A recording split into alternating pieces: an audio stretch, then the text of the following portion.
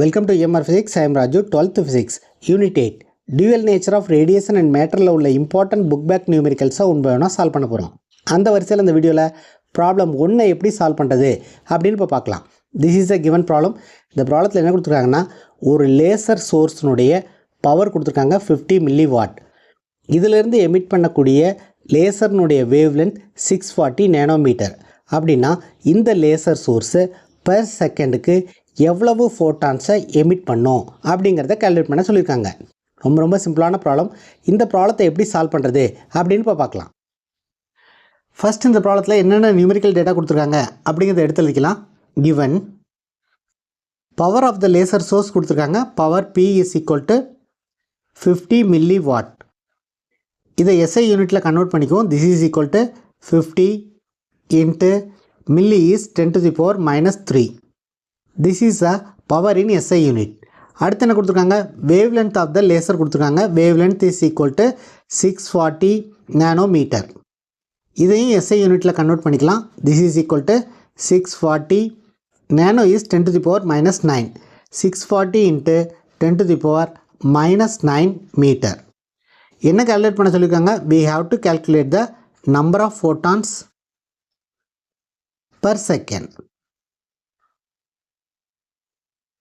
Number of photons வந்து என்னன்னு எடுத்துக்குவோம். பெர் செகண்ட் கேல்குலேட் பண்ண சொல்லிக்கனால n/t is the number of photons per second.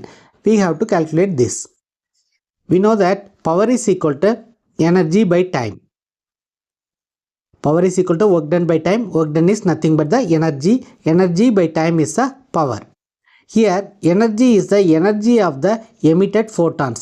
Energy can be written as E is equal to NH nu. இங்கே என்னங்கிறது number of photons. So P is equal to NH nu divided by T. H is the Planck's constant, nu is the frequency. Nu can be calculated by using the relation C is equal to nu lambda. So இந்த ரிலேஷனை use பண்ணி ஃப்ரீக்வன்சியை calculate பண்ணலாம். Frequency can be written as nu is equal to இதுலேருந்து என்ன எழுதலாம்னா C by lambda அப்படின்னு எழுதலாம். So இதை சப்ஸ்டியூட் பண்ணோம்னா P is equal to NH C divided by T into lambda.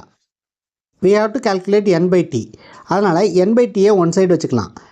n/t is equal to மற்ற எல்லாத்தையும் கிராஸ் மல்டிப்ளை பண்ணோம்னா P into lambda divided by இந்த HC டினாமினேட்டருக்கு வரும். So this is the formula we are going to use to calculate the number of photons per second. இங்கே Pங்கிறது power, இது கொடுத்துருக்காங்க. lambda is the wavelength, it is also given. H is the Planck's constant, we have to know the value of Planck's constant. C is the velocity of light. Planck's constant H is equal to 6.626 into 10 to the power minus 34 joule second. C is equal to 3 into 10 to the power 8 meter per second. So இந்த எல்லா வேல்யூஸும் நம்ம substitute பண்ணோம்னா we will get n/t is equal to P is 50 into 10 to the power minus 3. Lambda is 640 into 10 to the power minus 9 divided by H is 6.626 into 10 to the power minus 34. C is 3 into 10 to the power 8. இப்போ first 10 to the powers எல்லாத்தையும் simplify பண்ணலாம். 50 into 640 divided by 6.626 into 3 into நியூமரேட்டரில் 10 to the power minus 3 இருக்குது, இங்கே 10 to the power minus 9 இருக்குது. minus 3 minus 9 is minus 12. 10 to the power minus 12. டினாமினேட்டரில் minus 34 plus 8 is minus 26. 10 to the power minus 26. இதை ரெண்டையும் simplify பண்ணோம்னா minus 12, இந்த minus 26 நியூமரேட்டுக்கு வரும்போது plus 26 ஆகும். So minus 12 plus 26 is plus 14. Therefore this is equal to 50 into 640 divided by 6.626 into 3 into 10 to the power 14.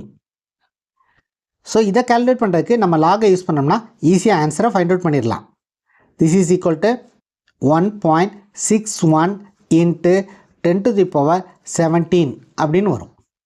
So this is the number of photons emitted per second. So the answer is number of photons emitted per second is equal to 1.61 into 10 to the power 17. So this is the answer for the given problem. If you find this video is useful, please subscribe the channel, share it to your friends. If you have any doubts, comment below. அடுத்த வீடியோல next book back problem எப்படி solve பண்றது அப்படினு பார்க்கலாம். Thank you for watching this video.